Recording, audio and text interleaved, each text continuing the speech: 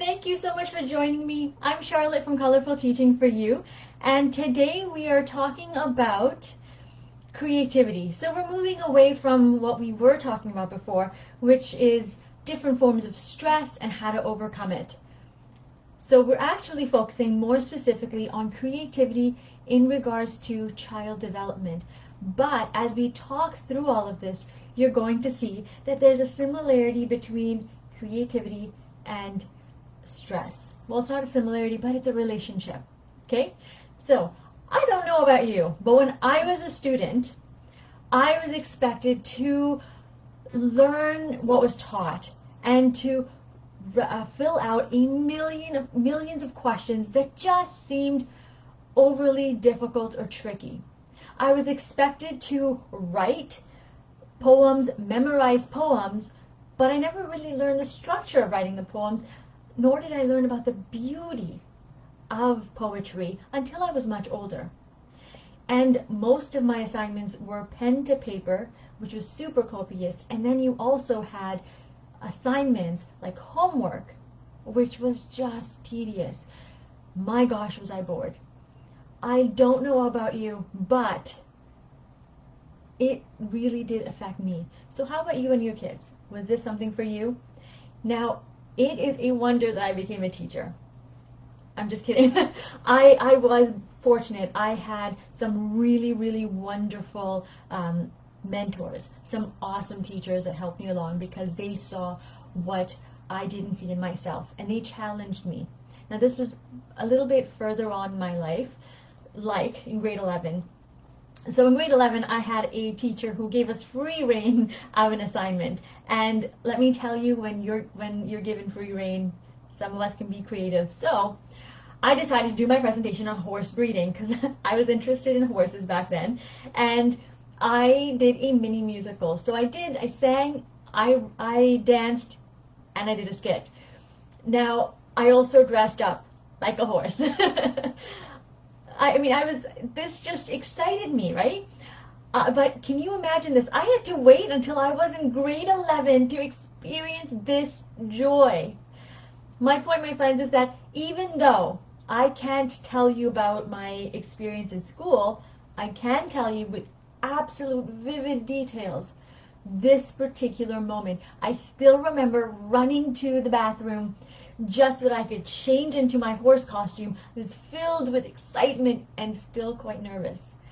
But it was so much fun. This is what you're going to get when you create a space for your children to be creative.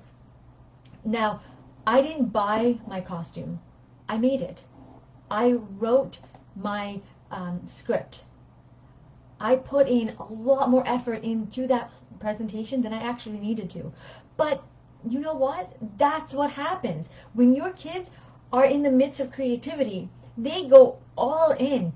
You will be amazed by the creative expression that comes out of them. So if you want to know why, it's because when, as a parent or a teacher, we provide them with the space to be creative, it opens up an avenue for them to be free. They have agency at this point to express themselves and to problem solve. And while they're problem solving, they get a deeper understanding of the topic, more so than they would if it was just pen to paper work, right? And through this process, you'll start to see that their motivation, their engagement, and their confidence rise, while stress and anxiety starts to go down. Do you see what I mean by this relationship?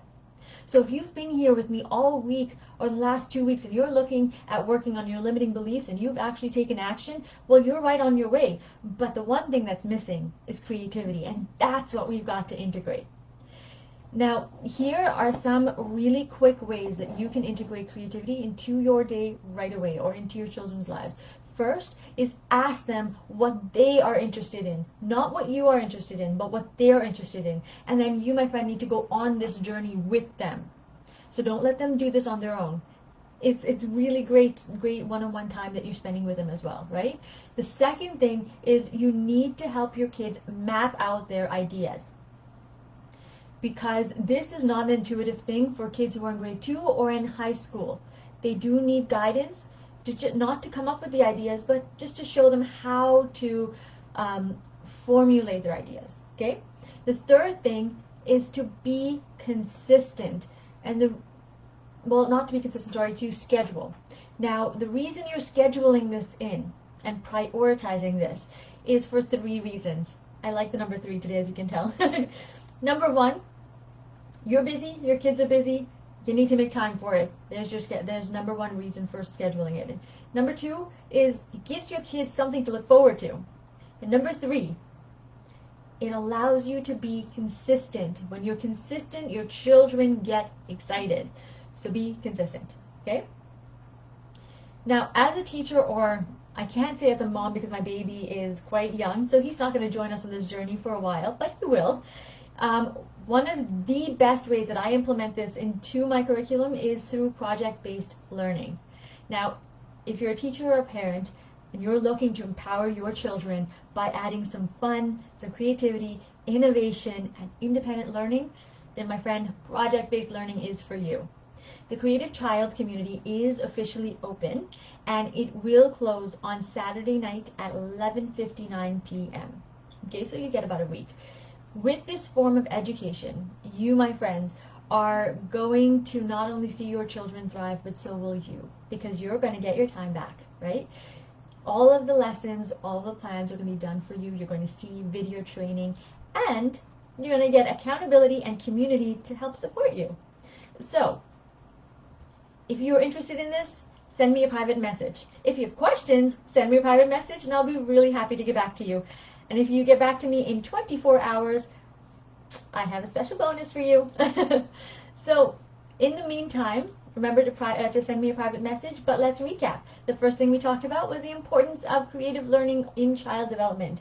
The second, we talked about 3 ways that you can implement it right away, which are you can look at your children and what they are interested in and go on that journey with them. Number 2, you are going to help them map out their ideas. And number 3, I seem to not be able to do that, pull that finger up really well. Number 3, you are going to set some time. You schedule it in so that you have consistent time.